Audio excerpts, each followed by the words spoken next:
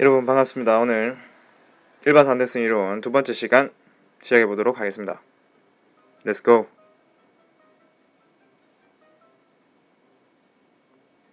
에헤. 자, 공간의 휨 현상에 대해서 한번 알아보도록 하겠습니다. 자, 뉴턴은 모든 질량을 가진 물체는 서로 잡아당기는 힘이 작용한다고 했습니다. 그게 만류인력이었죠, 그죠? 자, 이 만류인력으로 천체가 잡아당기는 힘, 그 중력을 설명을 했는데 아인슈타인은 좀 다른 방법으로 이를 설명하게 됩니다. 자, 먼저 우리가 살고 있는 이 공간은 평평하다고 생각을 했습니다. 자, 하지만 이 공간에 질량을 가진 물체가 이렇게 위치하게 되면은 이 물체가 주변의 공간을 이렇게 움푹 패이게 만든다는 겁니다. 자, 그래서 이 주변에 어떤 물체를 두었을 때 이 물체는 이 공간이 휘어져 있기 때문에 움푹 패여 있기 때문에 이렇게 이 질량 쪽으로 다가가게 된다는 것이죠. 자, 그렇게 공간을 휘어지게 만드는데 이것 때문에 나타나는 현상이 바로 중력 렌즈 현상입니다. 자, 만약에 여기 바나나 껍질이 있다고 가정합시다. 자, 사람의 눈을 통해서 이 바나나 껍질을 본다면 바나나에서 반사된 빛이 바로 우리 눈으로 들어오기 때문에 우리 눈 또한 여기 있는 바나나 껍질을 인지할 수 있게 됩니다. 하나로 보이게 되는 것이죠. 근데 만약에 여기 거울을 하나 더 봅시다.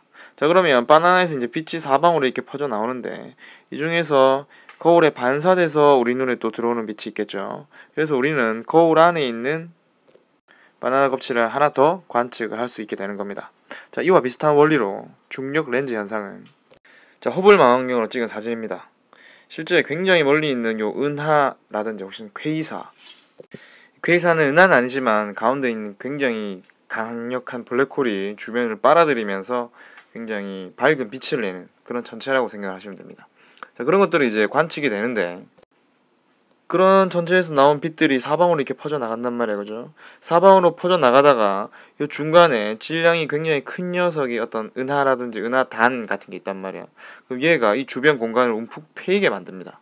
자, 움푹 패였기 때문에 여기서 나온 빛이 이렇게 휘어져서 허블 망원경으로 들어오게 되는 것이죠. 그래서 실제로는 이 하나의 은하가 이렇게 여러 개로 관측이 되는 이 현상을 우리는 중력 렌즈 현상이라고 이야기를 합니다. 여기는 지금 요 네 개 초신성인데 실제로는 하나의 초신성이 중력 렌즈 현상 때문에 빛이 휘어져서 우리 눈에 이렇게 여러 개로 보이게 된다는 것이죠. 자, 다음은 중력에 의한 시간 팽창 현상입니다. 자, 별이 두 개가 있는데 이 두 별은 질량이 달라서 중력의 크기 또한 다릅니다. 만약에 오른쪽에 있는 별의 중력이 훨씬 크다라고 하면 이 오른쪽 별에서의 시간은 이 왼쪽 별보다 더 느리게 간다는 겁니다. 즉 중력이 클수록 시간이 팽창하게 된다는 것이죠. 시간이 팽창하면 시간이 느리게 간다라는 것을 의미합니다. 자, 그래서 인터스텔라 같은 영화에 보면은 중력이 아주 큰 별에 가면 거기서는 짧은 시간이 지났을 뿐인데 지구에서는 굉장히 긴 시간이 흐른 것처럼 묘사가 되기도 합니다. 자, 그다음 몇 가지 일반 상대성 이론으로 설명할 수 있는 현상 몇 가지 살펴봅시다. 자, 첫 번째는 바로 수성의 세차 운동입니다.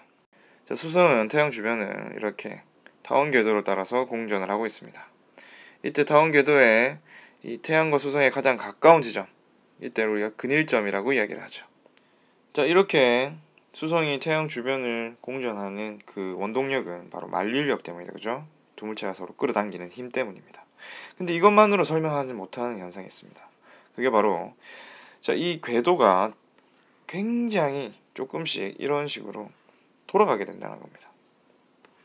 이렇게 보이나요? 자, 이 돌아가는 현상을 우리가 세차 운동이라고 이야기를 하는데 왜 이런 수성의 궤도가 세차 운동을 하게 되는 것일까? 자, 이걸 이제 설명하기 위해서 일반 상대성 이론을 적용해서 태양의 중력 효과를 고려를 하면 이 현상을 설명할 수 있다고 합니다. 자, 두 번째는 중력파입니다. 자, 지구가 있습니다. 질량이 굉장히 큰 물체죠. 자, 이 지구는 주변 공간을 어떻게 만든다? 그렇죠. 이렇게 움푹 패이게 만든다는 겁니다. 자, 만약 이 상태에서 지구가 이렇게 진동을 한다고 생각해 봅시다. 자, 이런 일은 실제는 없지만 진동을 한다라고 하면 주변이 움푹 패였던 것도 함께 진동을 하겠죠. 함께 변화가 될 거라는 말이죠, 그죠? 그러면 이 질량의 어떤 움직임에 따라서 주변 공간이 변화하는 것도 함께 따라서 변해야 되는데 자, 이 정보를 전달하는 게 바로 중력파라는 겁니다. 자, 교과서에는 아직 관측이 안 됐다고 나와있지만 실제로는 2015년 9월에 이 중력파가 최초로 검출이 됐다라고 이야기를 합니다. 자, 세 번째는 블랙홀입니다. 자, 질량이 공간을 휘게 하는데 질량이 겁나 큰 거야. 겁나 크면은 공간도 겁나 휘어지게 되겠죠. 겁나 휘어져가지고 빛마저 빨려 들어가게 돼요. 이렇게 시커멓게 보이는 거 우리가 블랙홀, 검은 구멍이라고 이야기를 합니다. 자, 이 블랙홀은 굉장히 질량이 압축기역이 되어 있기 때문에 굉장히 가까이 가면 갈수록 중력도 굉장히 커집니다. 근데 우리가 앞에서 이야기했듯이 중력이 커지면 커질수록 시간이 팽창해서 시간이 느리게 간다, 그죠? 그러면 어떤 경계에 오면은 이제 시간이 더 이상 흐르지 않아, 멈추는 그런 경계가 있는데, 그 경계를 우리는 바로 사건 지평이라고 이야기합니다. 그럼 이 사건 지평에 이제 사람이 있게 되면은 그 사람이 만약에 1초가 흘렀을 뿐인데 바깥 세상은 막 엄청나게 시간이 많이 흘러가게 되는 것이죠. 자, 이것 또한 아무런 질량이 없는 빛도 빨아들이게 하는 그 원인을 보세요. 공간이 이렇게 휘었기 때문에 빛도 이렇게 휜 공간을 따라서 진행을 해서 빨려 들어온다 라고 설명을 하고 있습니다. 이게 바로 일반 상대성 이론으로 설명하는 것이죠. 자, 오늘 우리는 일반 상대성 이론에 대해서 한번 살펴봤습니다.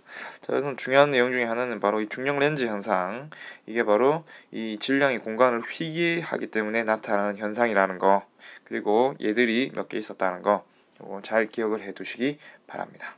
오늘 여기까지 하도록 하겠습니다.